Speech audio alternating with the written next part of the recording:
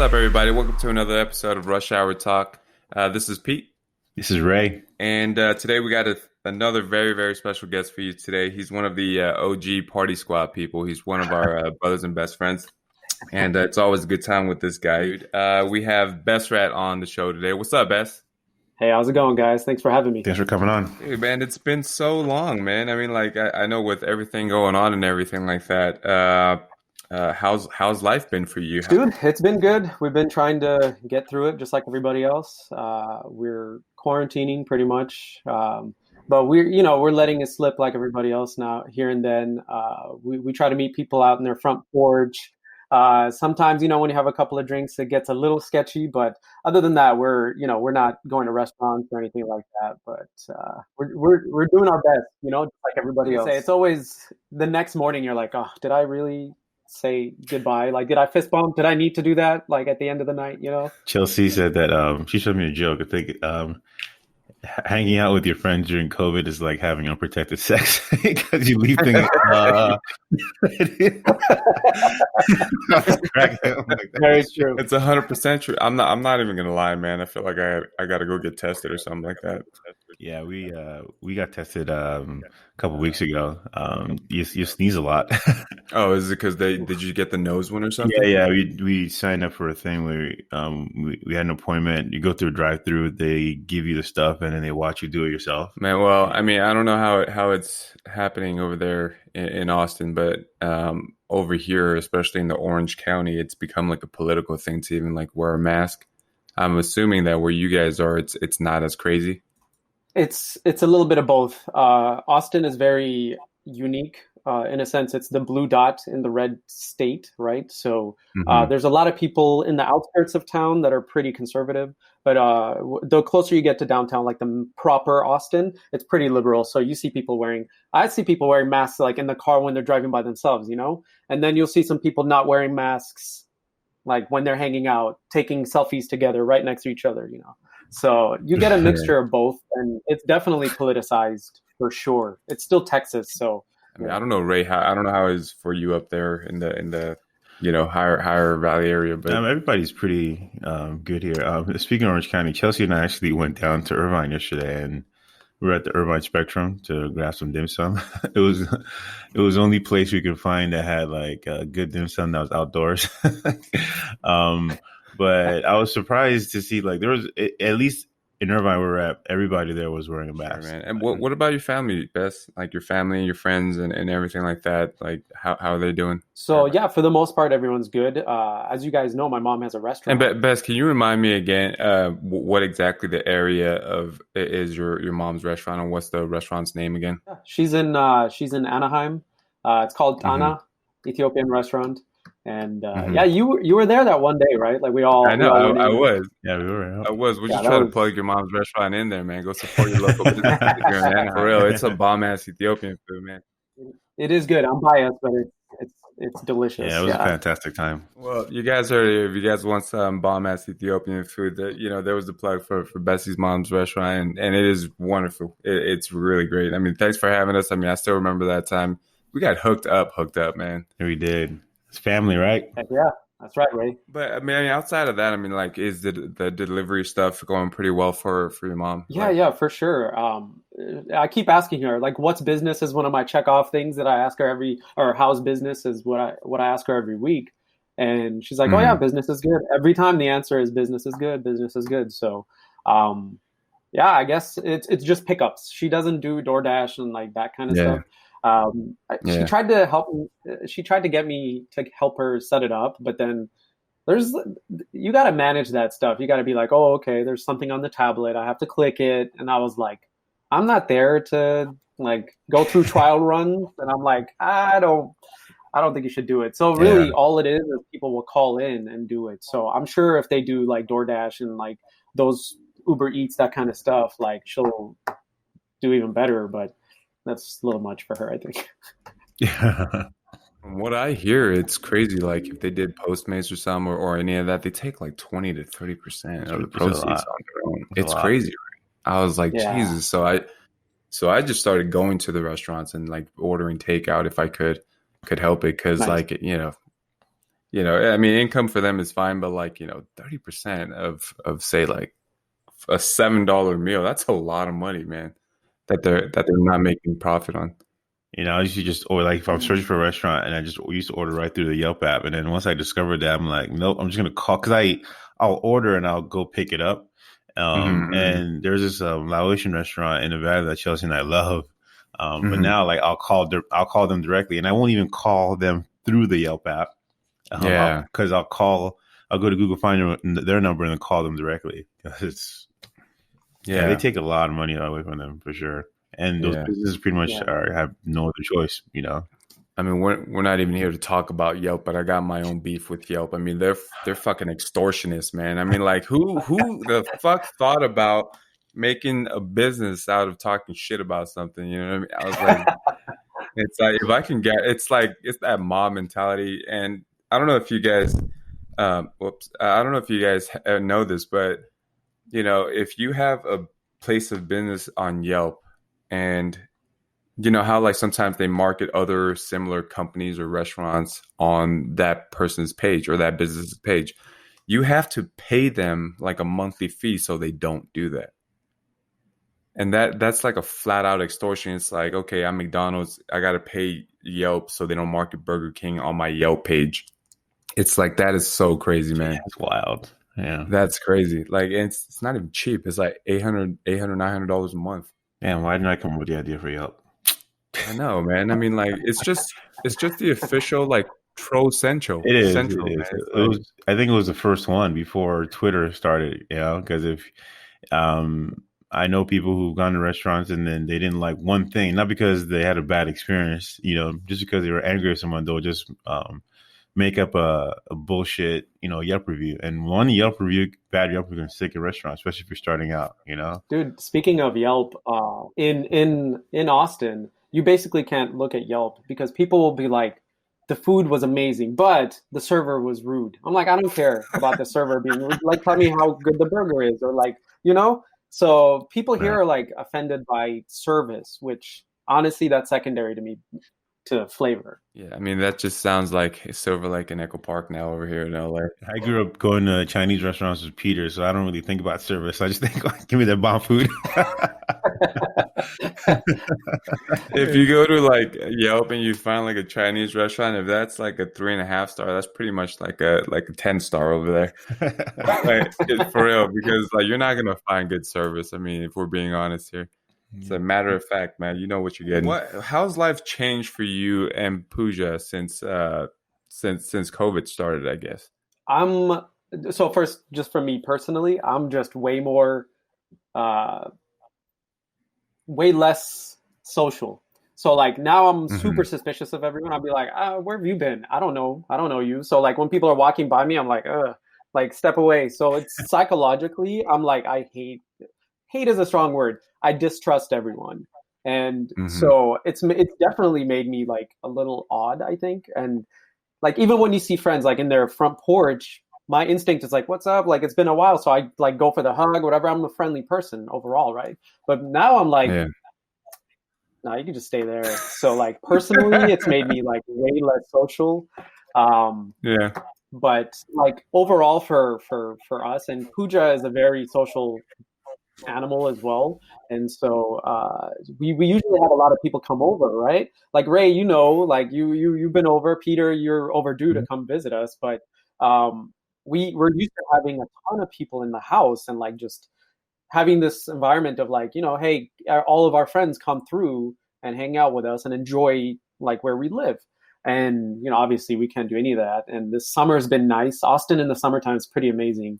All the water activities. We had some plans for Ray this year as well, to get him in that water. But so all of that kind of changed. And, you can't go see your family. So like for me, I make one big trip a year. Instead of doing multiple small trips, I go in there and I just like stay with my parents for like a month, like 3 weeks at least.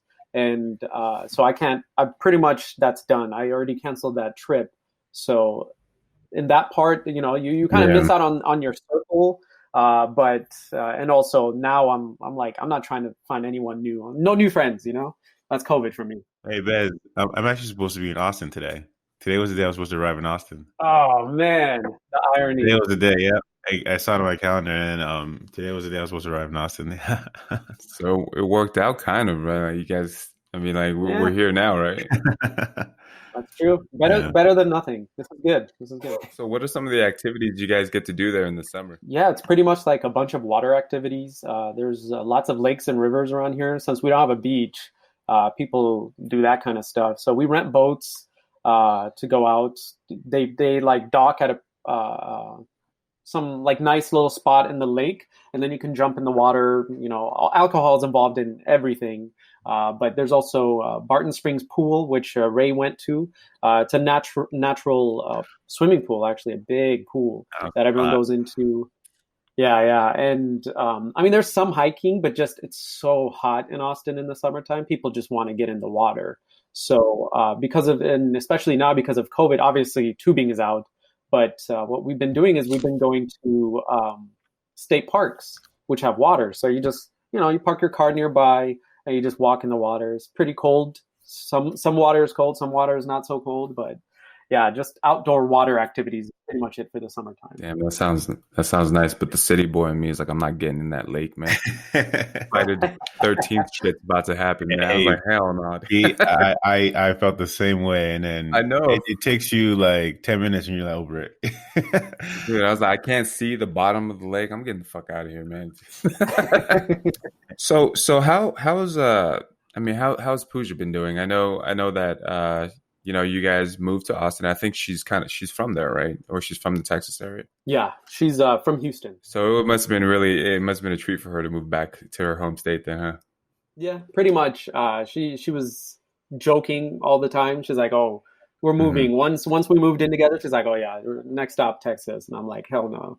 We were always kind of fighting about that. But then I was like, I'm probably going to lose this battle. So I'm like, let's stay in front of it. And that's when I said, let's move to Austin. And it worked out, right? I mean, why was it that you guys moved to Austin anyway? Was it just because she wanted to move to Austin? I don't know. I didn't see California sustainable for me, Southern California, because I'm like, I can't afford a house there for sure. The places I wanted to live, I couldn't. I would have to go, way far. And I'm like, I might as well leave the state because I don't know. I don't want to go to like, Rancho Cucamonga or something to buy a house, right? So that was one thing. I'm not gonna tell Tommy you said that, bro. No comment. You can cut that part. Nah, I'm not gonna edit that part out. We're gonna stop this, right? But like that was my whole thing. Like, if I was gonna be that far from my family anyways, just go all out and go somewhere where we can get a fresh start. And like we're able to afford a house in Texas. And also we did our research on Austin. There's only a few places I could actually live. It has to be a liberal place. Like it can't be super conservative and like, I don't want to see people in cowboy hats with guns walking around every day, So it had to fit a certain theme for me, and Austin was one of those places, and it was affordable. So I was like, let's just do it. And so after you got there, I mean, what were some of the notable differences? I don't know how appropriate it is to say this, but there's like no Asian people here. It's pretty much all white people and like a handful of black people, which I'm in a black people neighborhood, so I get to see, which is nice. But there's like no Asians at all. Mm-hmm. It's like jarring. And I'm like, that's one thing I miss from SoCal because it's a melting pot. You see so many different nationalities and like, I don't know. There's a certain feeling you get when you see that kind of diversity versus when you're just like, oh shit, there's no one here. And it took me like a little bit of time to realize it too. You don't walk around and count the different nationalities you see, right? But it's a feeling you get. And then I'm like, holy shit, there's like no Asian people here. And Ray, you've been to Austin too, right? Like, what was your take when you went there? I know you went there for a good time and you had a lot of fun. I actually really, really liked it. I was very surprised how much I enjoyed it. And I told Bez, Austin was one of the first few places I've ever been to where I was the only black guy in most of the places I went to, but I didn't feel like I was the only black guy. And it's hard to explain it to someone who's not black. But I remember going to a bar and not thinking that, people are like, "Oh, who's that guy? Why is he in here?" Whereas I felt that like if I'm going to a place in Laguna Beach, I'm not to say there isn't racism in Austin, because there it definitely is, but the people there are very, very welcoming, and everyone was just generally just friendly, and it was a good time. It was everybody just kind of going about their business and trying to live their best life. Just to piggyback on what Ray was saying, we also, the times when you went out with us, we took you to the friendly places. There's still spots in Austin that have problems, right? So there's a lot of areas where they are as you described them, but there's still a couple of spots. I don't know if you remember this. Do you remember the bar we went to where there was a slide? Yeah. Yeah. So that place is notorious because and it took me a while to see it, but they've had issues a couple of times in the news where, for instance, allegedly one of the bartenders put out a bunch of drinks in the form of a swastika, just little things like that. And the owner is a known asshole, he's just Wow. He's unapologetic about being a dick, and so that place we no longer go to anymore. I know they didn't give you the feeling, and honestly, a lot of times it hurts the workers than the owner. But there are spots though. But you're right. We took you to the places that are like that, and it's just like any other place. There's bad areas and there's good areas. Of course. So he just lined them up. Jesus Christ, man. I mean, it was an article. I wasn't there. It never happened to me. I've always felt, as Ray described, they're just like, oh, another guy. It's not like, oh, why are you here? He's progressive, but I know he doesn't have as many Asians. But I know Houston has a lot of Asian people. From what I understand, they have a lot of Asian people, Asian food, and stuff like that too. You think it's just because it's a bigger city and people just kind of go there? Yeah. For the most part, I didn't know this, but Annie grew up she's from Houston. I was like, what? Yeah. And there's a huge community there as well. But do you guys watch Ugly Delicious, right?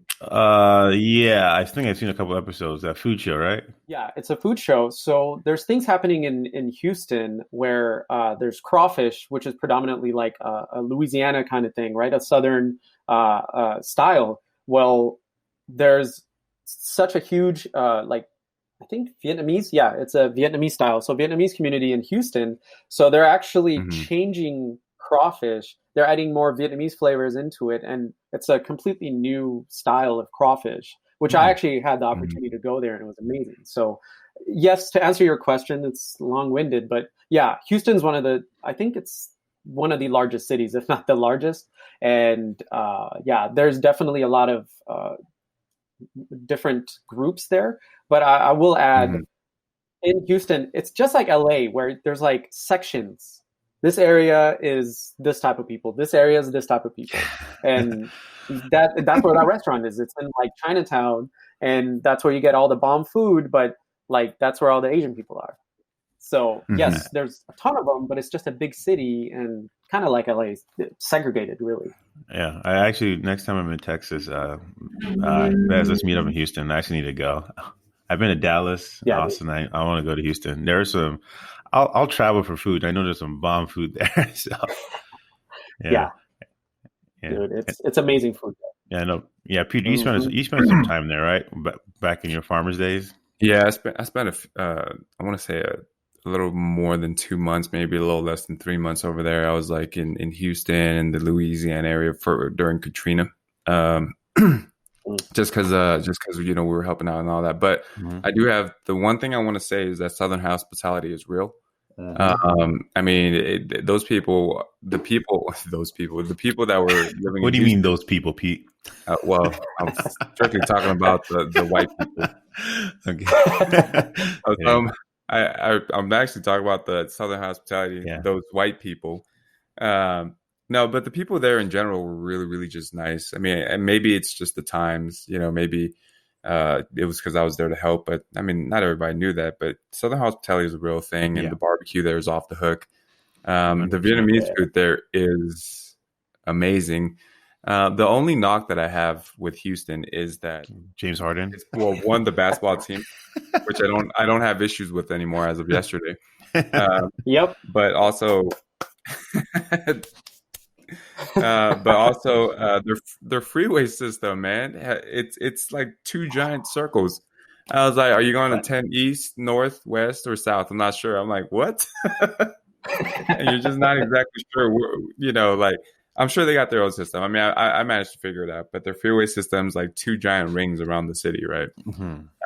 And I guess you just spend your time driving in circles. You can never leave or something like that. But Southern hospitality is real, man. I had a pretty good time there, to be honest with you. The people were nice. Food was good. And so I definitely suggest you guys go there. I don't know about living there, but Not yet. So, Ray, I don't know if you remember. Do you remember how you met Bess? I know like everybody has a really special connection with each other in our group of friends, but how did you meet Bess? I don't remember, honestly. I met Ricky, and I just think one day Bess showed up. Like, what's up? The captain. That's how it was, and we quickly clicked because we were like obviously only black people in the group, and we are both Africans. Like, hey, what's up? So we just kind of talked from there. But he was the dude who knew Ricky that lived in Orange County. That's pretty much about it. But I always knew he was a nice guy. He, we all kind of had the same interest. We're all Ricky and I were all nerds. So we bonded over our arguments over tech and who does what the best. Like that. I don't remember. I'm pretty sure it was very similar too. Ricky was just at something, and so was Bess. And then I was like, "Oh, hey, what's up? What's up?" And I just noticed that Bess is a guy that he's always smiling and really having a good time everywhere. I was like, I want to be around this guy. I was like, I just want to kick it with this guy. But it was pretty instantaneous too. I mean that group of friends that right there, they click really easily and really quickly. Yeah. Do you remember Bess, how we met? So I remember Ray because I met you, Kat, and I don't think Annie was there, but I think you and Kat and like that one other guy who is not important is there. But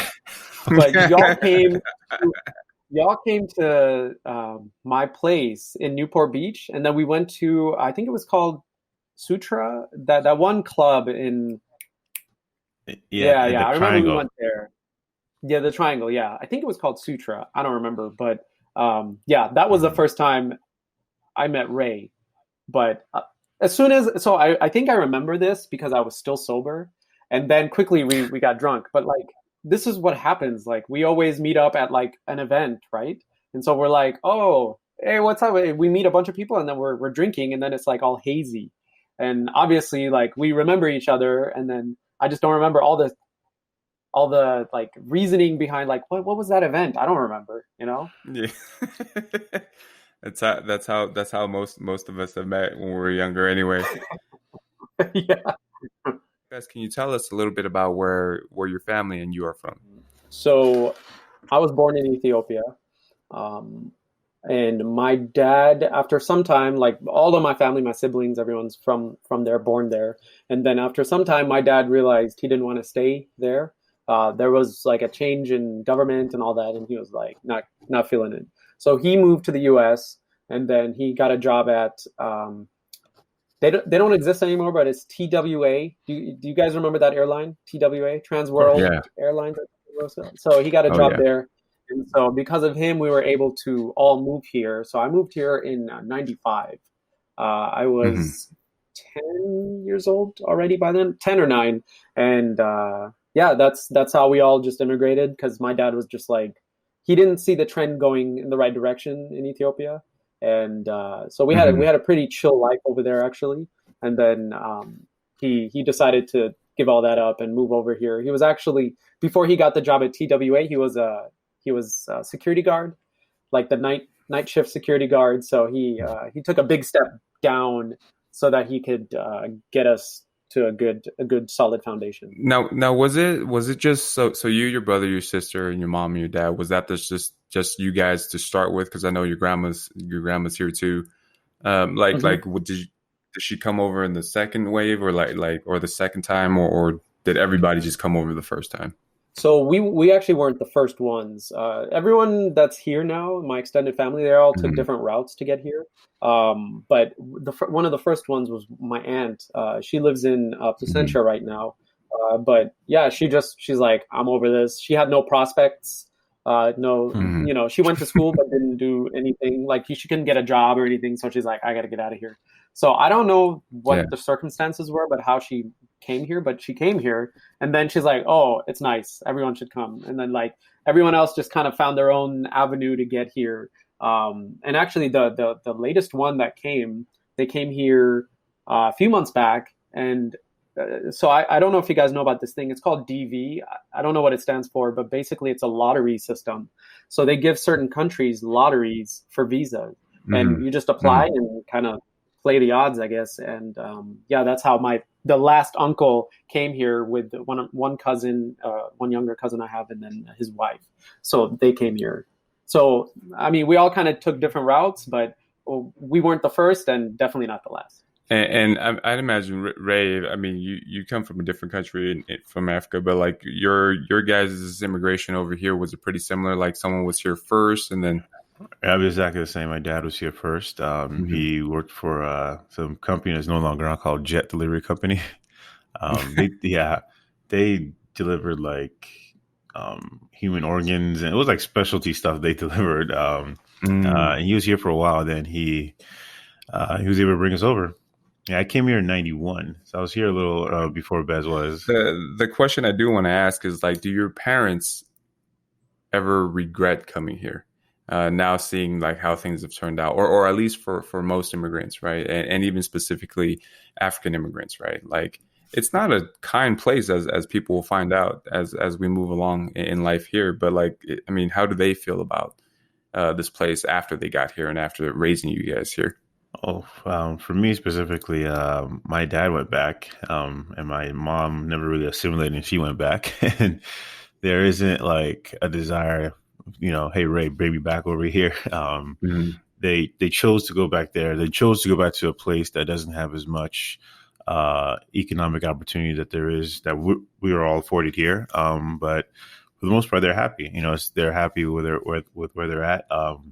My mom, she did her best to raise us. My sisters and I, we don't feel like we don't feel like we're gonna do the same thing where we're gonna go back there. But we've all talked about going to Ghana and purchase some property and stuff like that to help the family out, stuff like that. But it is interesting that they immigrated here and it's like, all right, I'm done, peace out, I'm going back home. Some immigrants stay, some don't. My parents chose to leave. No, and I've seen that happen too. What about you, Bess? How do your parents and your family feel about being here and raising you guys here? And this is actually something I've been talking to them about because I want them to like move back to retire because like the money they make here, they could just rent out the properties that they have and then just chill for the rest of their lives instead of work hard. So they don't regret anything, honestly, because they're like, oh, we gave our children an opportunity to elevate themselves. Because if we were all in Africa, I don't know where we would be, but I doubt we would have had as much opportunities as we have now. Obviously, the U.S. is the best place for opportunities as of right now, right? But they do see the issues there, and with regards to like all the social unrest that's happening here, that stuff happens cyclically. Like every 5 years, something happens in Ethiopia where everyone is upset. And it's almost like clockwork. It always happens. And there's actually, I don't know if it's common in every African country. And Ray, you can speak to this. But there's a lot of racism just within Ethiopia. Like there's a tribe system. There's like, oh, you're this tribe, you're that tribe. That tribe is in power. This tribe wants to be empowered. Why are we not in power? We're the majority. And even just conversations that I've heard, it's gotten a lot better since I was back there. But you'll see comments like, oh, this tribe is cheap. It's because you're this. And I'm like, we're the same. Like and what's even worse is the different tribes look a little different. So you can actually just look and be like, oh, he's this tribe. He's that tribe. Instead of just, oh, he's Ethiopian. So, yes, there's tons of problems with the US, and especially now, it's horrible. But I think they always have that in the back of their heads, like there was a military coup when they left, like there's such instability in developing countries that, yes, we're having lots of issues now, but there's still, I think if they can go back in time, they would do the same exact thing. How was it growing up for you here after getting here in what you said, 94, 95? Is 95. That what you said? 95. 95. Yeah. Like, so you were say 9, 10, so technically like in third or fourth grade. Like how was it growing up here? Did you speak English already, or did you kind of just have to assimilate? No English. But like when I was younger, this was before like all drinking and all that stuff. Like I think I was a pretty fucking smart kid. You come in at the right age, and just things make sense, right? Now like it's all gone to shit. Like you said, before the drinking. Before the drinking, yes. But no, we're not talking about America. We're talking about before you started drinking. You were a smart kid. Pretty much before 96 when I started drinking. Just kidding. But basically, I learned English. So we came in May, so it was already summertime. So August was when the school year kicked in, and I was like, shit, how am I gonna do this? I don't speak the language. But from May to August, so let me take a step back. In Ethiopia at the time, we didn't have much options for TV, right? So there was only limited amount of hours per day that there's even broadcast. So we have news in another language, sports, and then Sesame Street. That was it. I think it was like 3 hours of TV. That was it. So when we came here, we're like, oh shit, it's 24/7. I was in love. I was watching TV all the time, like constant. And I guess I learned English from May to August by watching TV. When you're young, I think like you can absorb a lot more. Yeah, because I literally learned English during that time because I was like, oh, okay. I remember my first day of school. I was like, fuck, I'm not going to understand anything. And then the teacher was like, oh, write this stuff down on the board. And I started writing, and I was like, oh shit, I know what she's saying. And so like it was cool. Like the language part was like actually quite easy because we were all young, and I had my younger siblings, and we were all like, I don't know how it all clicked, but like, I think when you're just watching TV 24/7, you can learn a language in 4 months. That is impressive, man. I mean, like, wow. That is impressive. I know Ray had a similar experience, except I think he knew English already when he got here, but he had like an accent, a British accent to be specific. Yeah, I had African British accent, I guess. my teachers were all Brits when I was in Ghana. But I consumed a lot of American media. Like when I was in Ghana, my guy was Chuck Norris. Yeah, I mean, it was the American propaganda they put out, right? So it was like, Chuck Norris is going to go to Vietnam and take out all the Viet Cong by himself.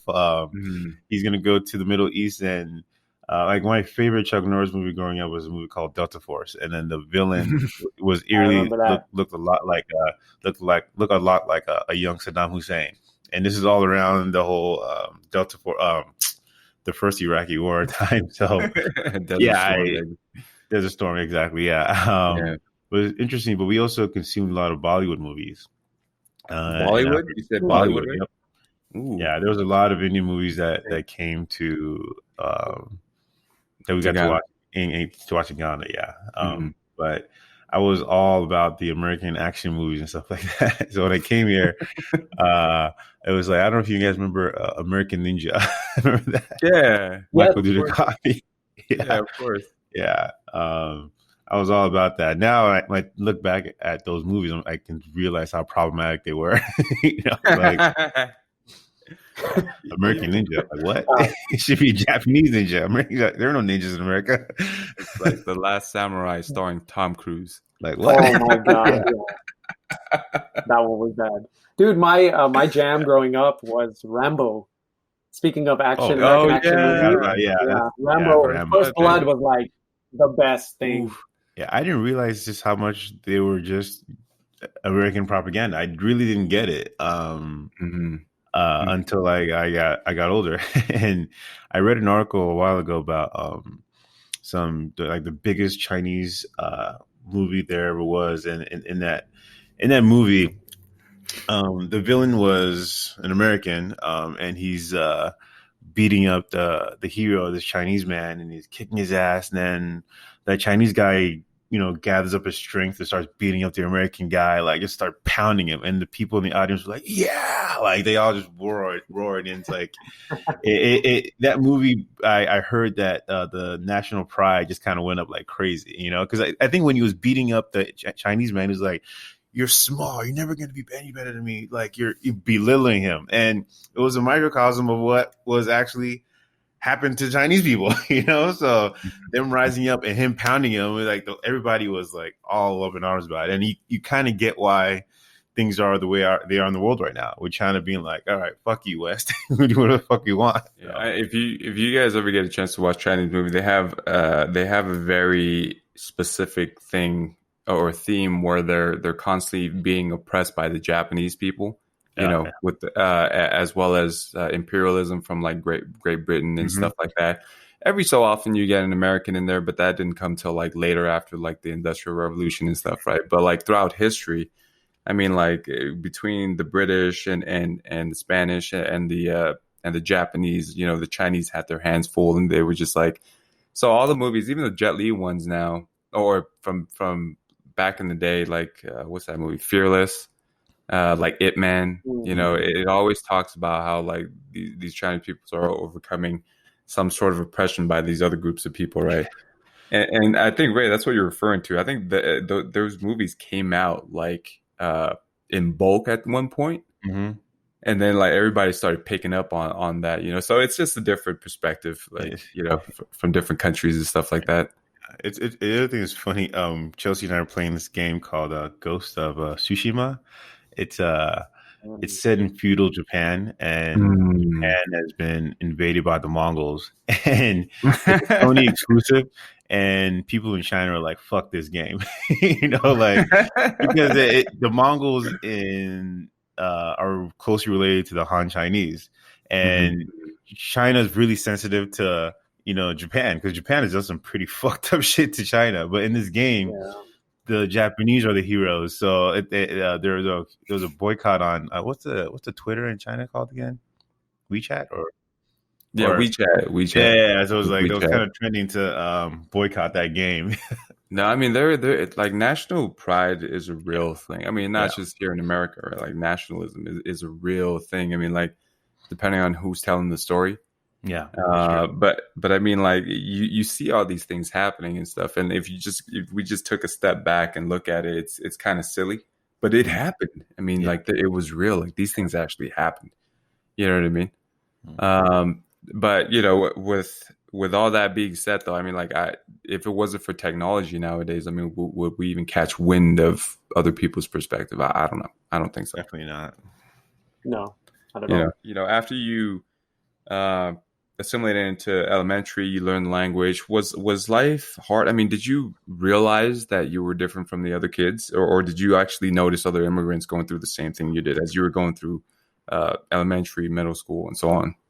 Honestly, I think I was preoccupied with a lot of stuff to catch these. They seem like peripheral because it's not your day-to-day stuff. You don't feel struggle really on your day-to-day. You're just doing homework. You're a kid. You're watching TV. You're going to go play outside. You're going to rinse and repeat, right? So I didn't really catch that, but I knew. First of all, when we first immigrated, it was in Lompoc, California. So, I mean, it was me and one other black guy, and I think maybe our school. I don't know. Like maybe I didn't. Like I said, I didn't look for it. I didn't see it, but there were two of us in the school, right? And I've always been like, oh, everyone is different for me, but I was like curious because I guess I was still in that learning mode. I'm like, why are they different? So I would just like, oh, the basketball, I like this thing. Okay, let me try this. Oh, soccer. Okay, let me try that. So I didn't feel it for a while, like that I was different, but I guess there's always like an understanding in the back of your head where you're like, oh, I'm different. Because when I really felt it was when like my parents would come to pick me up from school.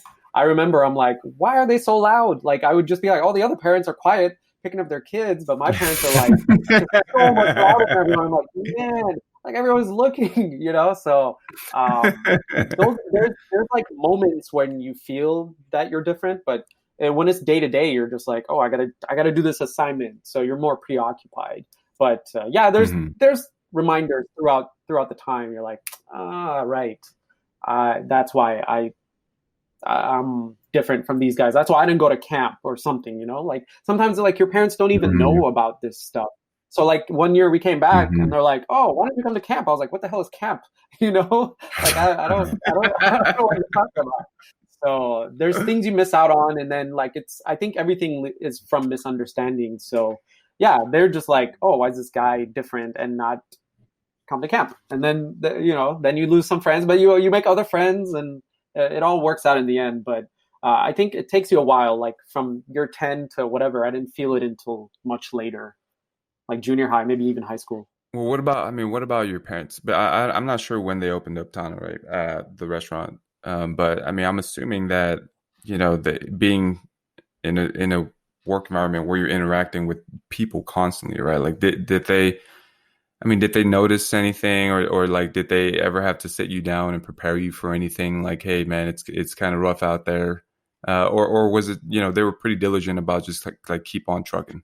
So honestly, it goes back to just you have so much to catch up on when you're an immigrant. Yeah, I learned English in 4 months, but my English wasn't great. Like I can understand what you're saying, but I started from like a lower level than everybody else. So we all had to kind of work our way up. I think that's the same thing with my parents. I don't know if it's just that they were unprepared for some of the challenges that we would be feeling, but we would be seeing as children. But they didn't tell us shit. They were just like, go to school, get good grades, come back home, don't do drugs. It was just the basics that we got. And I think it was a factor of them they got to hustle too. Like my mom started, she was basically a CPA, an accountant. She was like running an office back in Ethiopia, but here, like even her education wasn't recognized. So she had to go back to school. She had to work. She was working at Walmart forever. And my dad worked night shift, and there was just no one to kind of like guide us as children. So, we never got to sit down and talk. And also, to answer your Tana question, it was way later that they opened Tana, and it wasn't even it was my mom. I frankly told her, I was like, restaurant, it's too much work, don't do it. But she did it anyways. And but I think they just work hard, and they never say, oh, it's because you're black or whatever, but they'll say like, oh yeah, he probably hates me because I'm black or something. It's just like, oh, whatever, that guy must be racist, I'm moving on with my life. But to add, like, this is kind of related but unrelated. There's so many times I learned so much just by seeing my dad interact with people, because he's not aloof, but he's not observant to a lot of things. And he moved from another country. Obviously, he knew his shit back in Ethiopia, but like he didn't do a good job assimilating to the US. So his English was good, whatever, but he would get into arguments with people, and I'm like, I was too young. Like our culture says, when you're young, you shut up and don't speak until you're spoken to, right? So I'm just watching, and I'm like, dude, you're wrong. To my dad, I would see it. Obviously, I can't interject, but I'm like, I could see where he misunderstood this person, and he is offended. And I'm like, that is not what they meant, because my English at this point was better than his, and my comprehension and understanding of like language was better. And I'm like, dude, that's not what he meant. And then he would get into an argument with this random person, and so I think a lot of our issues that are around is just frankly not understanding each other. I mean, you said you didn't notice certain dynamics, especially when it comes to those things, until you said like in high school and college, right? So what were some of the things that you that resonated with you, like, oh, that you definitely started noticing? It's little things here and there. Like one of the first experiences, and I'm anxious to hear, actually, I'm curious Ray's take on this. In high school, we were just talking. There was a few friends, whatever, and it came up. I was like, "Oh yeah, I mean, being black, blah blah blah." And then they're like, "Nah, you're not black though." And I'm like, no, obviously, you look at me, I'm black. And then they're like, no, but I mean, you're not black. And they said the exact words were, you're not hardcore like that. Of course, they're high school kids, fucking stupid, but whatever. But I was like, shit, like it just took me out of this moment. I was like, it jarred me out of like the moment that I was in. And I'm like, holy shit, okay. So there's a difference. That's when I was like, started thinking, I'm like, okay, well, I mean, I'm from Africa. Your grandparents or whoever, your ancestors are from Africa. Like we're from the same place, but the fact that there's a distinction, and it was funny. It was like a black guy that said that to me, right? So Ray, has that ever happened? You said a black guy said that to you? Yeah, because he's like, he told me, but you're not black, you're African. He's like, you're not hardcore like that, and I was like, what? I was like shocked.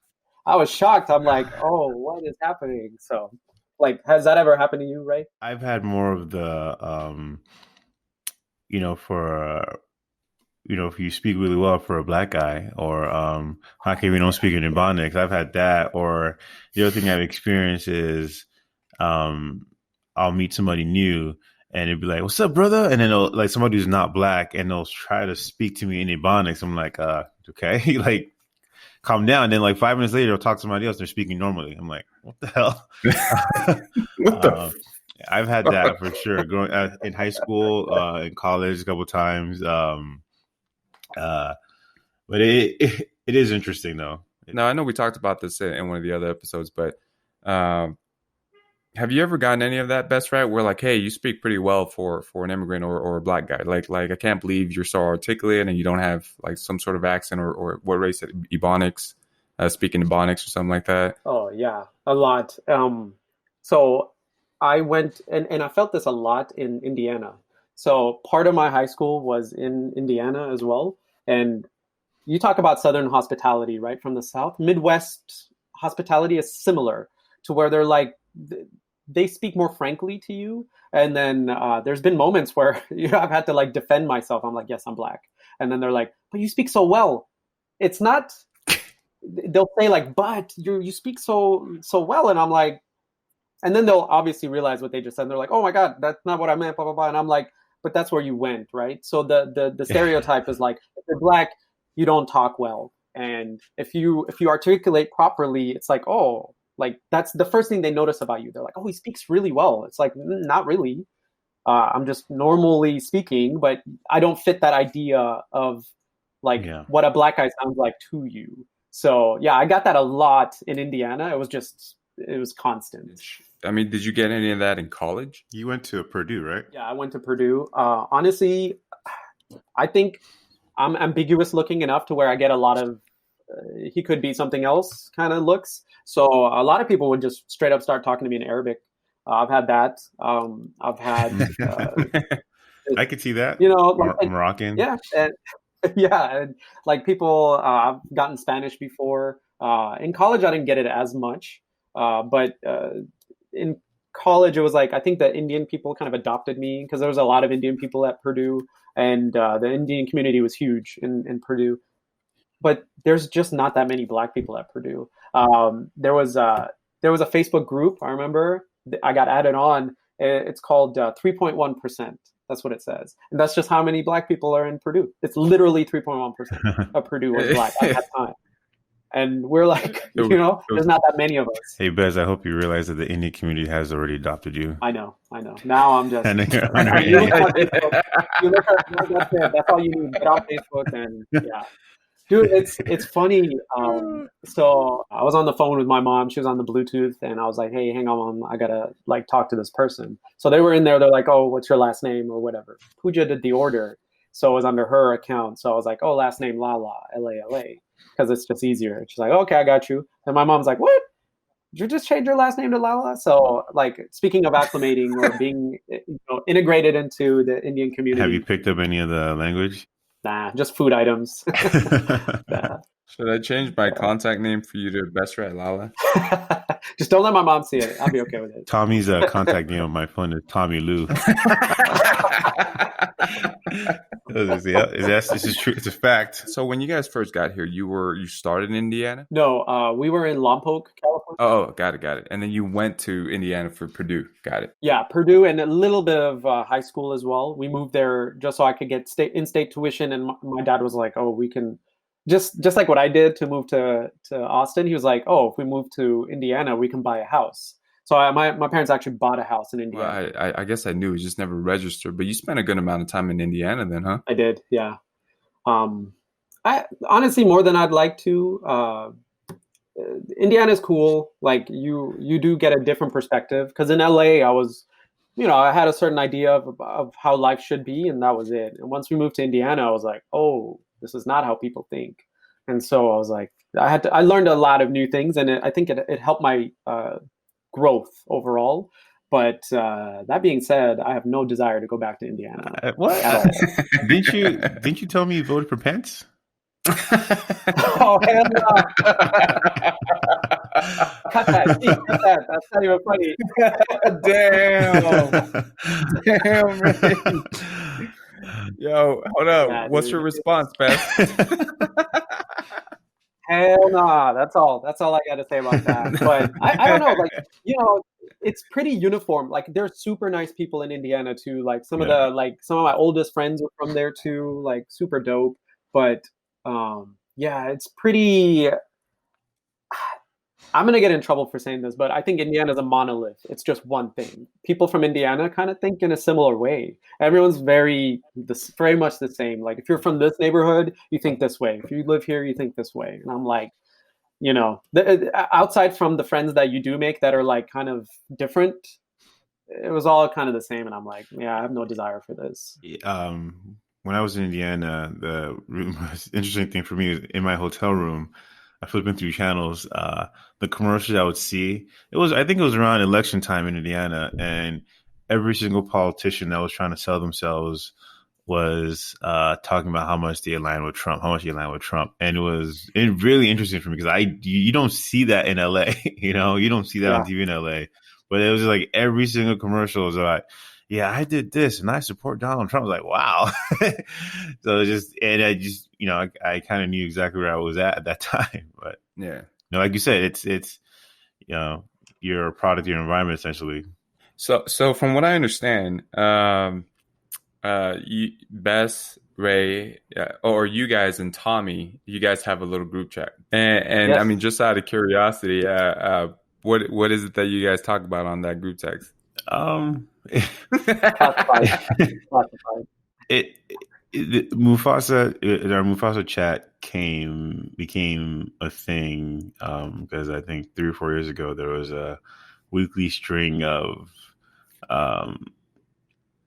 some sort of social injustice incident happening to a Black person, either getting shot by a cop or some getting thrown in jail for an excessive amount of years, all this stuff. And our friend groups, we're all pretty tight with each other and we all tell each other stuff, but it was harder to talk to everyone in the Coachella chat about these things because at least to me, it felt like it was happening so often that people kind of got used to it. And it's like, oh, that happened again. That's sad. Hey, what's up with that Laker game? It's like, and for the three of us, without even talking to each other about it, it was actually deeply affecting us like crazy. So we just started to have a chat. And then when we had that chat, it also became a thing where anytime we shared stuff, it was always something that was pretty fucked up or sad. And sometimes like I felt guilty sharing stories with Bez and Tommy because it was like 8:00 in the morning and it's like, hey, here's how you start your Monday, go to work. Another Black person got shot. Another Black person got shot, So, and it became a thing where like, all right, we need to make this a happy place, or you can't keep sharing all this negative stuff. But it was a place for us to share our common, trauma, being, Black in America. That sort of came. That's how it started, pretty much. Ever since you guys started, do you feel that this has been a very, very vital friendship for each of you guys to have, especially to get through some of these tougher times right now? Yeah, for sure. For me, it definitely helps because I frankly don't have access to people. Like I don't have any Black people that I'm close with here, so it's awesome to have Tommy and Ray to just lean on and be like, this is fucked up, what do you guys think about this? And we actually, like Ray said, it that was the start of it, how it was like, oh, this is fucked up, this is fucked up, this is fucked up. And then it turned to like, hey, let's talk about some good things. And then now we kind of like, we do memes, and also we discuss things. We're like, how do you feel about this? And I'll send messages, and I'm like, here's this thing that I saw. This is how I feel about it. What's your take on it? And I like to get feedback from these guys, because it's always good to hear it. And it's, yeah, like Ray said, I never thought of it like as like, to help us with trauma, but I guess it is kind of like therapy. It's therapeutic. It's cathartic for me to be like, hey, this is what I think. Like, give me your valid point, because I don't see it all either. Like, it's good to have different perspectives. Or some of the things that you think that were not a big deal until recently. Honestly, I wasn't shocked. Of course, watching these things, the one that really hit me the most was the Philander Castile one, where he's like following all of the rules and he still got shot. Not, like there was no reason for it to happen. He's like, look, this is what I have to do. He was doing what he was supposed to do, and it still ended in tragedy. How it affects me is people, especially this last round, because BLM already happened, and this is the new round of it. And then people are like, a lot of people reached out to me, and they're like, how are you doing? How is it? And I'm like, it's the same. Not much has changed. Nothing, it's not shocking to me. Seeing those things is shocking, but I'm like, oh yeah, cops shoot unarmed Black people. It's just a fact that I've known. And one thing that people like pushed me, they're like, has this ever happened to you, blah blah blah, and I get asked, and I'm like, oh well, no, obviously I have not been shot before, but I'm like, during my interaction with police, I am fucking scared. Anytime there's a cop even near me, I'm like, ugh, I don't like. It's not a fun feeling. And then just that part, people are like, holy shit, that's unacceptable. That's so crazy. So I'm like, wait, not everyone fears the cops. It's just Black people. That was the like eye-opening. It sounds stupid, but like to me, it's so. I'll tell you guys one story, one real quick one, where my dad, again, is kind of an aloof guy. He like his peripherals aren't like, he can see, but he misses a lot of what's happening. And so he came to visit me in Austin a couple of years back, and I had to drop him off to the airport super early in the morning. And I noticed there's some like flashing lights in my front porch, and I was like, what the fuck? So I look, and I see some cops had pulled over, I guess, a guy suspected of drunk driving. And so he literally pulled up into my driveway. And I was like, we need to tell them to move so that I can take him to the airport, right? And so my dad was just like, ooh, I'll just go talk to the cops. And I was like, dude, hold on. I grabbed him, and I'm like, step back, dude. Like, it's dark. You're not going to walk up to a cop when his back is turned to you. And I was like, made noise. I was like, hello, excuse me. Like, I live here. Your guys are going to have to move the car because I'm taking my dad to the airport. So just that caution with cops, because I'm not, if a cop just turns and sees me, I don't know. He might pull something out, and, like, he might assume the worst. Yeah. So what BLM has done, honestly, for me, I'm a little hopeful that everyone is seeing or like understanding some of the feelings we feel as African Americans, how we perceive the cops, our relationship with the police. But frankly, I'm not surprised at all. And to me, it's like a no-brainer. Yeah. Being Black in America, and I tell Ray and Tommy this all the time, my encapsulation of what it means to be Black male in America is to not get the benefit of the doubt. You're just looked at, you're presumed more guilty than innocent. It's just a feeling you get. You're not going to get the best assumption no matter what. People are going to see you, and they're just going to, it doesn't even have to be like against you. They'll just be like, so I get a lot of women, like in the elevator, it's a classic story.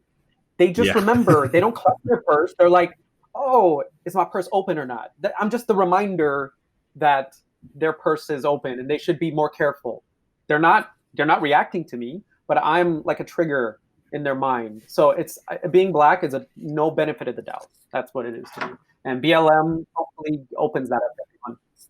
Yeah. Speaking of elevator stories, like when you walk into the elevator, in order to prove your innocence, you push the floor level first.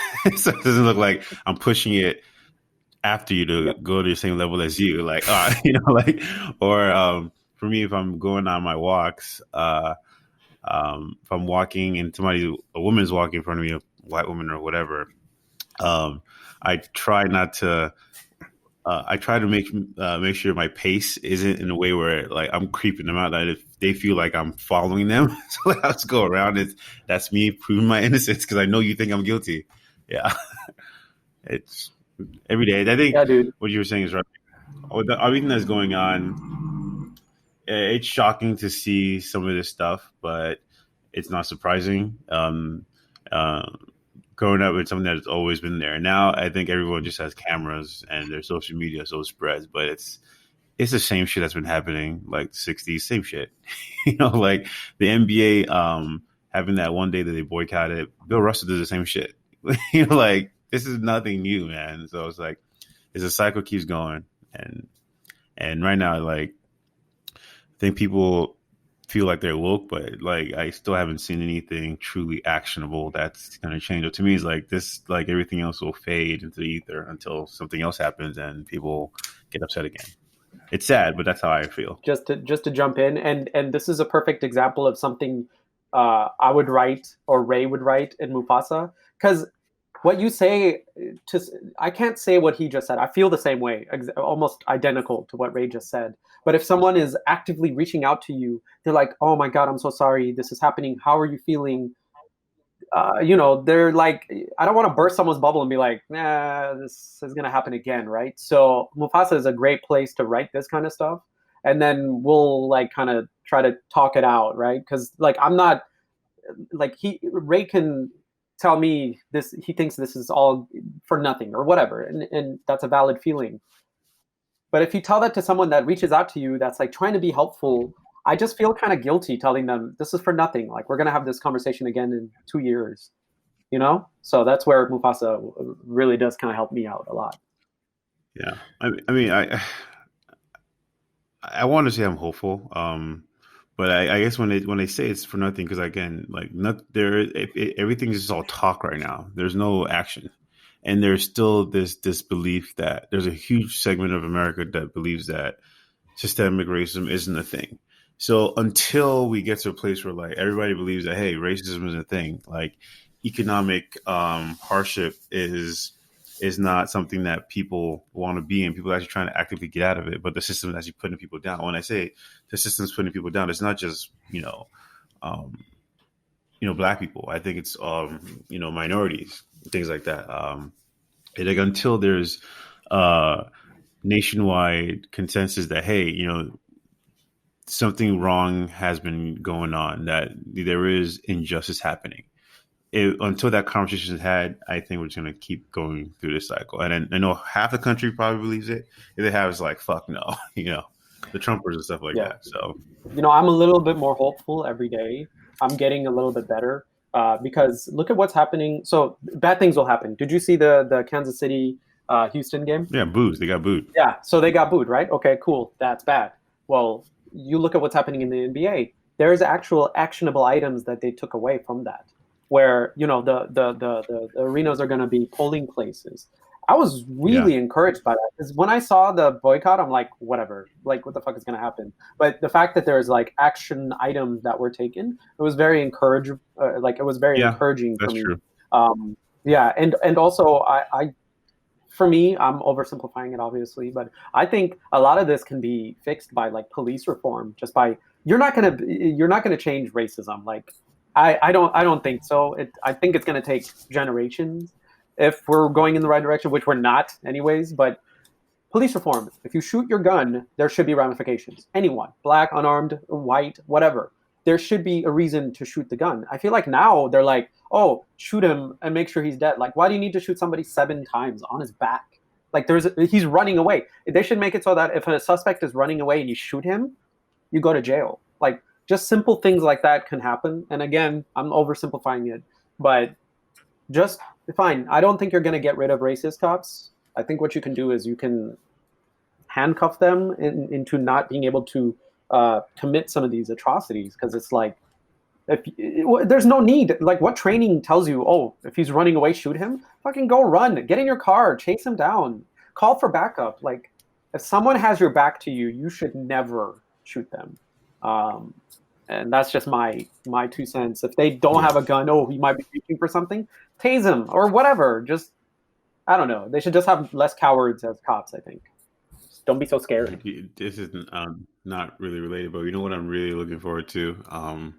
I would say 30 years from now, all the kids that are at LeBron's school, I want to see where they're going to be at. Because that's an actionable item. Like, he's like, fuck this. Yeah.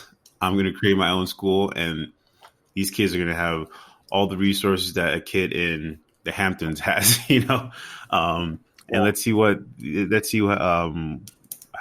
these kids are. I'm really curious how that's going to shape them. Like, what positions they're going to be in, and I hope they continue the same cycle that LeBron has started. That is a good experiment. I didn't think about that, but that's good. Yeah. Knowing that you guys have, gone through this pretty much most of your lives, at least ever since you guys got here, and you guys founded this group, and this isn't anything new to you.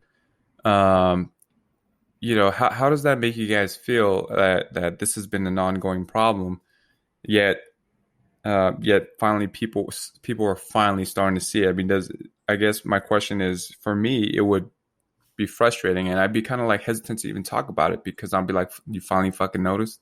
You know what I mean? I mean, like, I appreciate it, but like, I mean, like, where the fuck have you been? You know what I mean?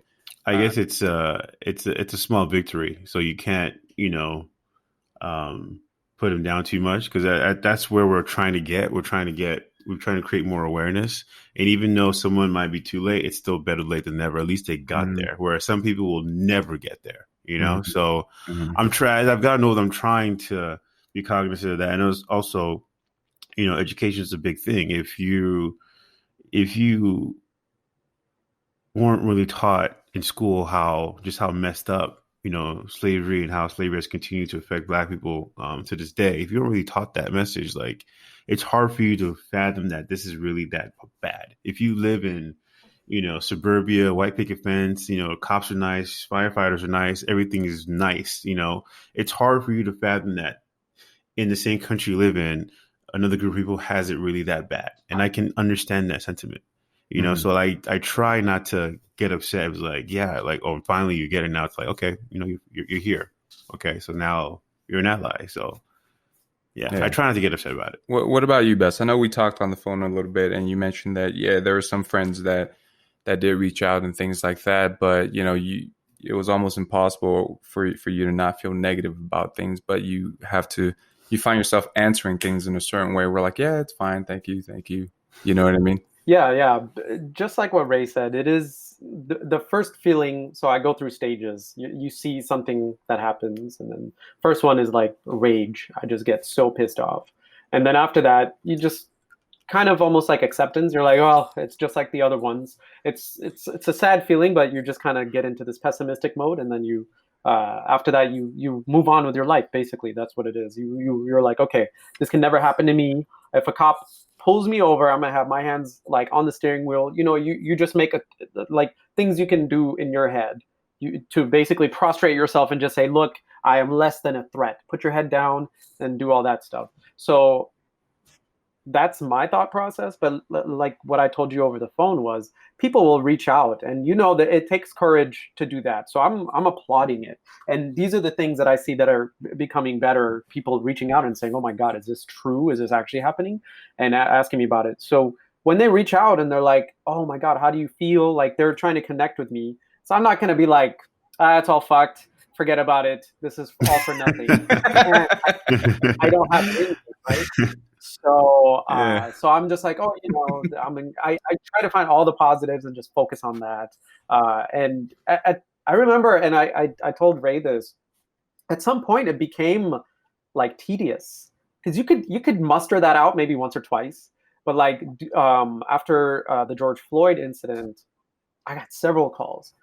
After the third one, I was like, man, I don't feel what I'm saying. So after a while, it's exhausting to put up this front and say, keep for reaching out, blah blah blah.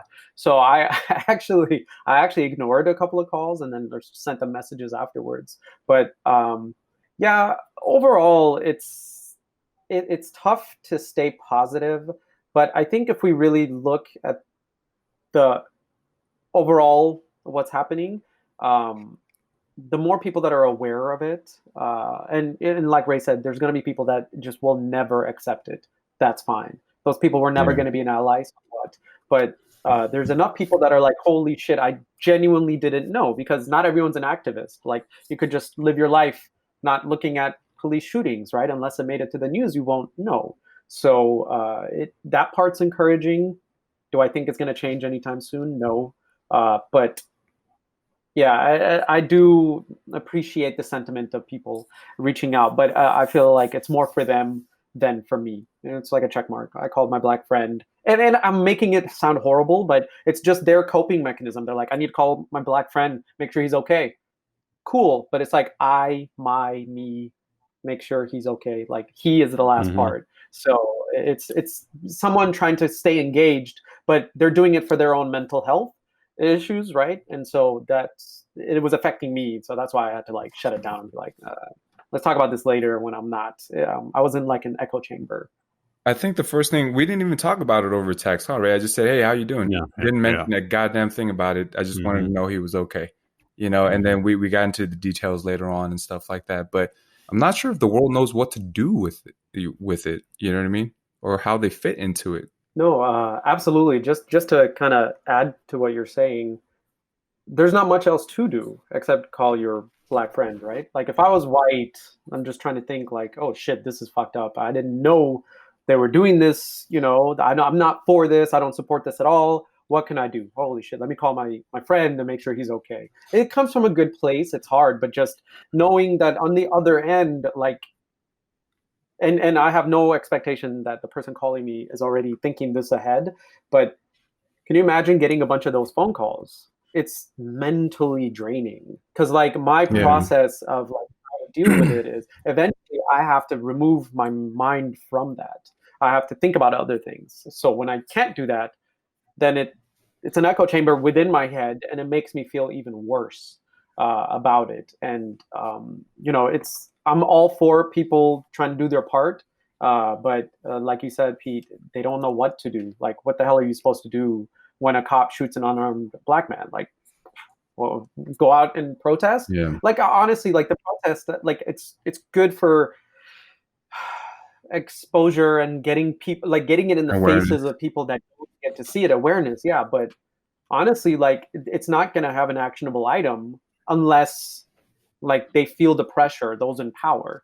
So that's where the protest makes sense. But aside of like walking out in the street isn't going to do shit. There's no actionable item that we discussed that is so important for actual progress. Yeah, and Ray, I'm assuming you probably feel the same way. 100%. I spoke on it. I've spoken on it so much. Yeah, I know. Yeah, I'm like, yeah. Yeah, but I mean, but with that being said, though, I feel like I think Ray, you brought this up too. Like, was this true for you too? Most of the people reaching out to you, were they female? Yeah. We talked about, the females are the ones that reached out, because like I said before in the past, I think the female experience, they subconsciously know what it feels like to be oppressed, because I feel women have been oppressed forever, whether they know it or not, and they can identify with that level of oppression that Black people go through. So, what about you, Bess? Yeah. Was it true for you? Yeah, pretty much like 90% were women, and it's like it made me also another thing that happened, a reaction to that, and I resonate with what Ray is saying about how they felt oppression as well because of their gender. Is I'm not doing enough to support like women struggles, so it made something. Now I have something in my head. I'm like, I need to be a better ally for the struggles of women, like, because they're obviously allies for me, so I need to, we need to reciprocate. So that's it's finally that went into my head, and I'm like, okay, note, so it's something that I'm just a lot more aware of now. Just like, probably just like how some of these dudes didn't know that unarmed black men get shot by cops. Like they're like, oh crap, yeah, I need to be an ally for that. So I felt the same way about the issues that women are facing. So that's a to-do list for me to be an ally for that. What is it that you take with you on the daily to kind of, or I guess, what or who do you use in your life to kind of keep you going, keep you motivated, and just keep marching on in spite of this? Because like you said, it's probably not going to change for a generation or two. So honestly, it's not a conscious effort. It's not something that's in the front of my mind. Sometimes I think about it in the back, but most day-to-day stuff, I'm not even, unless this comes to me, I'm not dealing with being an African American male, right? Especially nowadays, I'm working from home. I'm just seeing Pooja, no one else. Like it just doesn't show up. It's not a spike in the normal day curve, right? But I guess there are times when I do see upsetting things, and my instinct, like I told you, my coping stress, like my coping process is, my first thought is fuck this. Like I'm pissed. It's anger. So like in that anger moment, that's when I'm like, okay, this is not me. This is not my natural state. I don't like being like this because I have a very visceral response to anger. Like my hands shake, you guys know, but they shake even more when I'm pissed. It's like a body experience being angry, and I'm sure we all have versions of that. And so I try to think about those before me that kind of paved the way for me to get to where I am. I really think about like my parents a lot, and how I always go back to how easy I have it. I really have lived such a blessed life. It's such an easy life that I live compared to when you look at other people that have had to go through so much more. So my dad came from the stature that he was, and he took a big step down to elevate us. So I always think about okay, think about what got you here and act accordingly. So like it's the hard work of my parents, all the people that along the way that helped me out, high school counselors that are like, oh, you're good at this, you should try this. Just all the positive guiding lights in my road of life. And so that calms me down, and I remember that there are still good people in the world, and I'm able to step off of that anger moment of my process a little bit quicker to some other process. So day to day, honestly, it just doesn't come to me unless something is sent to me, or I see it on Twitter or something, which I'm actually trying to remove myself from. It's those things, yeah. Because I told Ray, it's changing me psychologically. I'm becoming a lot less tolerant of even the smallest things. So yeah, overall, like day to day, I don't think about a whole lot of stuff unless something comes up. But during those times of stress, I always remember those that help me get to where I am, and it lets me see the good in the world, and it kind of just it eases me off that war path. And which one of the teachers or figures in your life do you remember most, and what did it say to you or do for you that resonated so much? Honestly, it's like little things here and there. Like my high school counselor would just be like, "Oh, you're ahead in math." It's like, "Oh, you should try to see if you can get National Honor Society." It doesn't matter. It doesn't. None of that shit matters. But he's like, "Oh, I think you could do this." I'm like, "Oh, I didn't know about it. Okay, cool. I can do that." Which got me into like an accelerated program for this, or yada yada. You can get into engineering quicker, that kind of stuff. So you do have I do believe generally people are good until you start saying, oh, they're going to take something away from me. That's when the bad part of people comes out, I think. But the counselor, he's there to help me. He's just doing his job. He's like, hey, I think you're a candidate for this. Go for it. I'm like, all right, I have nothing else to do. So, but those are like the good moments in life where you're like, cool. And that's why I say I've had such an easy life, because people they reminded me when to apply to college. People were like, did you apply to college? I was like, oh shit, no, I didn't. I should do that. I didn't have my shit together in high school, right? So, but all those things that help you, because if I didn't have that, then I would be way, like my circumstances would have been so different.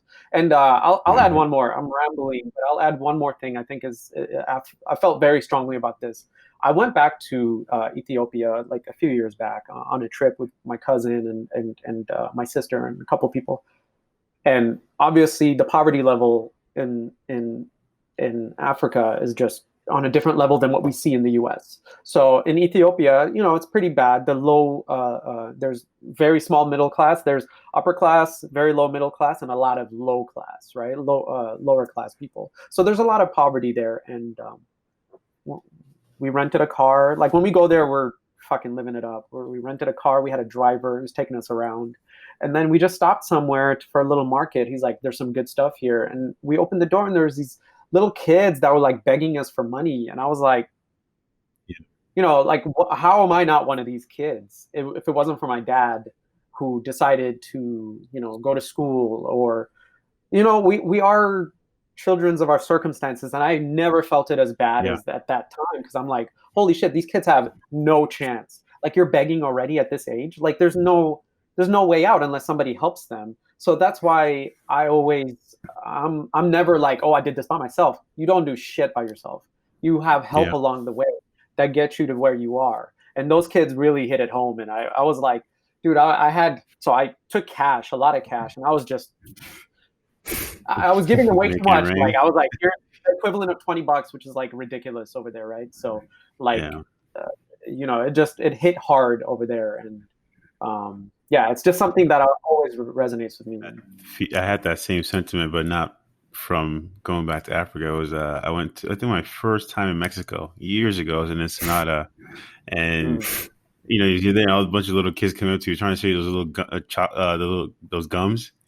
Chicle, yeah. They're called. And I was like, whoa, like just kids in like 5-year-old, like wow, it's and. Yeah, I thought about my circumstance, damn, you're right. This kid's got no chance, Yeah. I mean, we're round about almost done here. I just kind of want to wrap up with a few items, just on a personal note. How about them Lakers? You know what's crazy?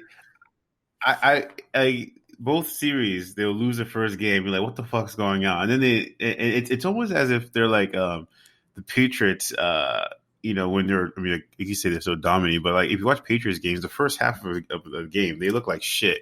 They come out from the locker room, boom, they dominate. And it's like it felt like the last few series, the Lakers would just let the other team kind of do their thing, then they'd go back and then pick them apart later on. It's like it's like they're feeling them out. It's like they're feeling them out a little bit. You know what I mean? Nah, I gotta say, Pete, we gotta clap to LeBron, bro. I'm telling you, man.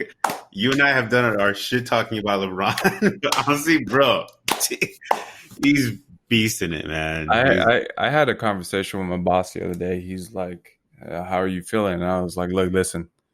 I was like, regardless of how I felt in the past about LeBron, all right, regardless of how I felt in the past about LeBron, first off, what he's doing at age 35 is like fucking 37. No, he's not 37. He's 36 at most, right? 36. Hey, Google. He's older than me. I got excited. Drop my mic. I'm gonna ask Google right now. Ask him. We got to figure this shit out because here's the truth. Hey, Google, how old is LeBron? Let's see if it gets more. 35. LeBron James is 35 years old. Okay, I'm wrong. I'm an idiot. So, Ray, man, you're giving him too much credit there. So, yeah, he's 35, man. I'm just like shit. Oh, yeah, he's definitely if he's definitely letting the naysayers say like this MVP's mine. Yeah. Dude, I don't think they'll give it to him, but he won't get it. It's Giannis, dude. But I think it's always been hard being a Kobe fan, like because I love Kobe. Like I don't think anyone will be better than Kobe in my eyes, but being a Kobe fan usually meant anti-LeBron. But I think now that he came to the Lakers, I think he's making that transition a little bit better, a little easier on me. And I'm like, you can root for the Lakers. I'm watching him play more. I see him succeed over, obstacles and all that. And yeah, I'm okay now. I talked a lot of shit and I ate a lot of crow for LeBron? Like, it's worth it if he wins. He's 35 and he's trying to bring shit home. And you know, as he got older, his like disposition changed too. It was always about him. It was always about him. He made things about him, and it's not a lie. It's not a secret. You know what I mean? But in these last couple of years, being a Laker, I think truly kind of humbled that part of him. You know what I mean? Like he's part of something way bigger than him, even after he's done. You know what I mean? But 35 years old and fucking killing it. Jordan and Kobe never did what he did at 35. That's all I got to say. He's playing fucking defense at age 35 at a remarkable level. People were upset. One of my boys, who's a huge Laker fan, was upset that they gave him that much money because it's like, because this happened before.